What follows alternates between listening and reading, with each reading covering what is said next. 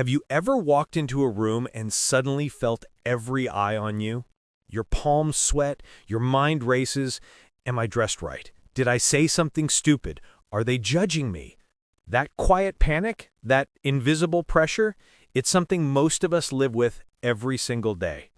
Today, Mandy and I are diving deep into why we fear being judged and how to break free from it. Welcome to Mental Mosaic. That's such a powerful start, Ericson, because this fear, it's everywhere. People fear judgment at work, on social media, even in their closest relationships. It's like we're constantly being watched by this imaginary audience waiting to critique us.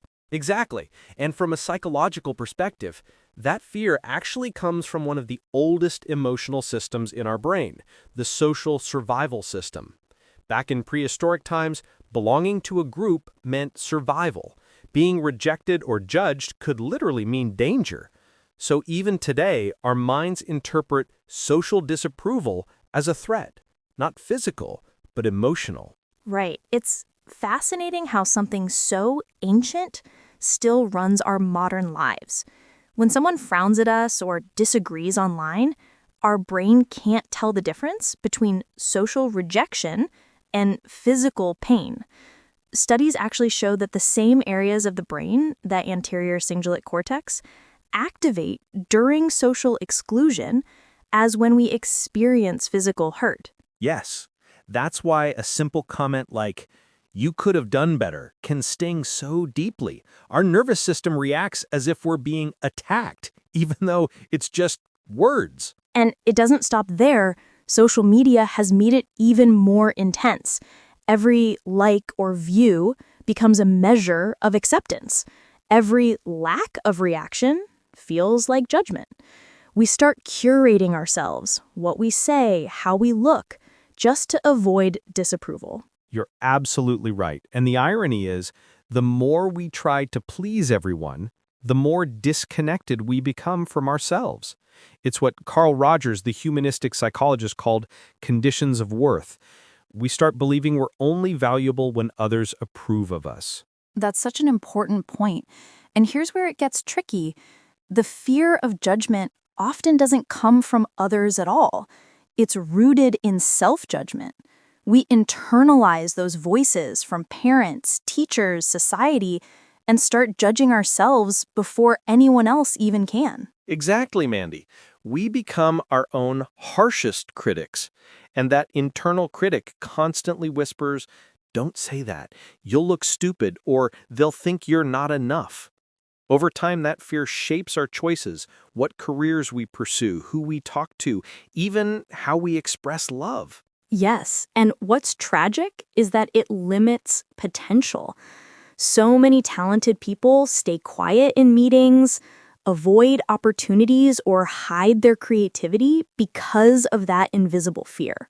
So the question is, how do we mitigate it? Let's walk through some strategies backed by psychology.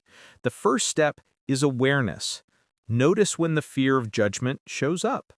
Ask yourself, am I acting out of authenticity or out of fear of rejection? That awareness alone weakens the grip of fear because you're moving from autopilot to conscious choice. Yes, and once you notice it, challenge the thought. Cognitive behavioral therapy, CBT, teaches us to reframe distorted thinking. Instead of saying, "Everyone will think I'm stupid," replace it with, "Some people may disagree, and that's okay." That tiny shift changes your emotional response completely. Beautifully said.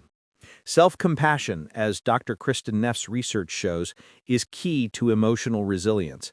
When we treat ourselves kindly, like a supportive friend instead of a critic, other people's opinions lose their power. And I'd add, practice being authentic in small, safe situations. Share your opinions in a team meeting. Post something you genuinely like without overthinking.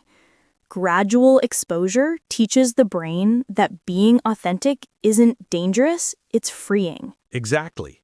When your actions align with your values, instead of external approval, you feel more grounded.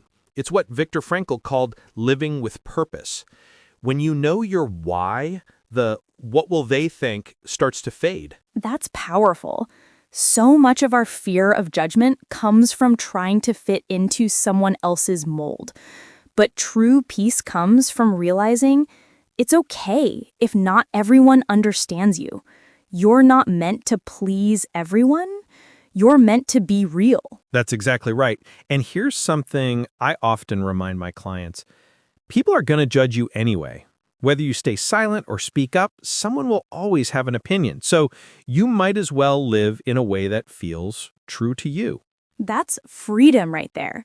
The moment we stop chasing approval, we start living authentically. Beautifully said.